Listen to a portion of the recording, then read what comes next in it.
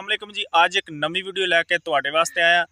बहुत ही खास वीडियो है। ये वीडियो उन्हां वास्ते वे जेड़े के नवा काम शुरू करना चाहते हैं। ठीक है, ये जनाब अज मैं तुहानू ये दसन लगा कि आ सर्दियां दे मौसम दे विच सानू बकरी फार्मिंग शुरू करनी चाहिए या नहीं। ठीक है, वेलकम जी। अच्छा जी, ये वीडियो मेरे उन्हां भरावां वास्ते वे जेड़े के बकरियां दा शौक रखते हैं, तो ये खास उन्हां वास्ते वे कि जेड़े नवी गोट फार्मिंग करना चाहते हैं। ठीक हो गया जी। हुण गल आ जाती है मौसम की। ठीक है, मौसम सर्दियां दा ते गर्मियां दा। ठीक है, ये दो मौसम जड़े ना साडे जानवरां ते बड़ा अटैक करते हैं, जिन्हां तो मुख्तलिफ बीमारियां लग जांदियां ने साडे जानवरां नूं। पहली गल तो ये है कि अल्लाह करे किसी दे जानवर नूं भी कोई मसला ना बने। ठीक हो गया।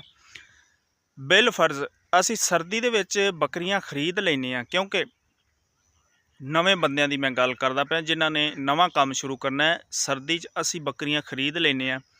ਉਹਦੇ ਵਿੱਚ ਇਹ ਹੁੰਦਾ ਕਿ ਸਾਡੇ ਕੋਲ ਪੂਰਾ ਇੰਤਜ਼ਾਮ ਨਹੀਂ ਹੁੰਦਾ ਜਿੱਥੇ ਅਸੀਂ ਆਪਣੇ ਜਾਨਵਰਾਂ ਨੂੰ ਰੱਖਣਾ ਹੈ। ਠੀਕ ਹੈ, ਜਿਵੇਂ ਕਿ ਸਾਨੂੰ ਸਰਦੀ ਲੱਗਦੀ ਹੈ ਉਵੇਂ ਹੀ ਜਾਨਵਰ ਨੂੰ ਲੱਗਦੀ ਹੈ। ਬੱਕਰੀ ਵਾਲਾ ਜਿਹੜਾ ਜਾਨਵਰ ਹੈ ਬਹੁਤ ਨਾਜ਼ੁਕ ਹੁੰਦਾ। ਠੀਕ ਹੈ, ਇਹਦੇ ਵਾਸਤੇ ਪੂਰਾ ਇੰਤਜ਼ਾਮ ਹੋਵੇ ਫਿਰ ਜਾ ਕੇ ਤੁਸੀਂ ਕਾਮਯਾਬ ਹੋ ਸਕਦੇ ਹੋ, ਅਦਰਵਾਈਜ਼ ਤੁਹਾਨੂੰ ਨੁਕਸਾਨ ਵੀ ਹੋ ਸਕਦਾ। ਠੀਕ ਹੈ, ਜਾਨਵਰ ਨੂੰ ਸਰਦੀ ਲੱਗ ਜਾਏਗੀ, ਇੰਜ ਹੋਏਗਾ ਵੀ ਬਿਮਾਰ ਹੋਏਗਾ ਔਰ ਬਿਮਾਰੀ ਤੋਂ ਕੰਮ ਫਿਰ ਵੱਧ ਸਕਦਾ। ਠੀਕ ਹੈ, ਬਾਜ਼ ਜਾਨਵਰ ਠੀਕ ਵੀ ਹੋ ਜਾਂਦੇ ਨੇ, ਲੇਕਿਨ ਗੱਲ ਇਹ ਹੈ ਕਿ ਬੰਦਾ ਕੰਮ ਉਹ ਕਰੇ ਜਿਹਦੇ ਵਿੱਚ ਬੰਦੇ ਨੂੰ ਫਾਇਦਾ ਹੋਵੇ, ਨੁਕਸਾਨ ਨਾ ਹੋਵੇ, ਕਿਉਂਕਿ ਅਸੀਂ ਫਾਰਮਿੰਗ ਕਰਨੀ ਹੈ ਆਪਣੇ ਫਾਇਦੇ ਵਾਸਤੇ, ਨਾ ਕਿ ਨੁਕਸਾਨ ਵਾਸਤੇ। ਠੀਕ ਹੈ, ਤੇ ਸਰਦੀ 'ਚ ਇੱਕ ਤੇ ਜਾਨਵਰ ਤੁਹਾਨੂੰ ਮਾਰਕੀਟ ਦੇ ਵਿੱਚੋਂ ਠੀਕ ਹੈ ਸਹੀ ਨਹੀਂ ਮਿਲਦਾ। ਬਾਜ਼ ਕਾਤ ਉਹਨੂੰ ਨਜ਼ਲਾ ਲੱਗਾ ਹੁੰਦਾ, ਬੁਖਾਰ ਹੁੰਦਾ, ਇਸ ਤਰ੍ਹਾਂ ਦੇ ਮਸਲੇ ਮਸਾਇਲ ਮੰਡੀਆਂ ਦੇ ਵਿੱਚ ਸਾਨੂੰ ਵੇਖਣ ਨੂੰ ਮਿਲਦੇ ਨੇ। ਠੀਕ ਹੈ, ਤੇ ਮੈਂ ਤੁਹਾਨੂੰ ਨਵੇਂ ਬੰਦਿਆਂ ਨੂੰ ਇਹੀ ਮਸ਼ਵਰਾ ਦਿਆਂਗਾ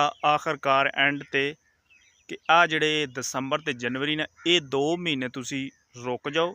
ਅੱਗੋਂ ਨੈਕਸਟ ਜਿਵੇਂ ਦੂਸਰਾ ਮਹੀਨਾ ਆਏਗਾ ਫਿਰ ਤੁਸੀਂ ਆਪਣਾ ਜਾਨਵਰ ਖਰੀਦ ਕੇ ਜਿੰਨੇ ਕੁ ਤੁਸੀਂ ਪਾਲ ਸਕਦੇ ਹੋ ਤੁਸੀਂ ਇਨਸ਼ਾਅੱਲਾ ਇਹ ਫਾਰਮਿੰਗ ਨੂੰ ਸਟਾਰਟ ਕਰੋ ਤੇ ਅੱਲਾਹ ਤਾਲਾ ਤੁਹਾਨੂੰ ਉਹਦੇ 'ਚ ਬਰਕਤ ਪਾਏਗਾ।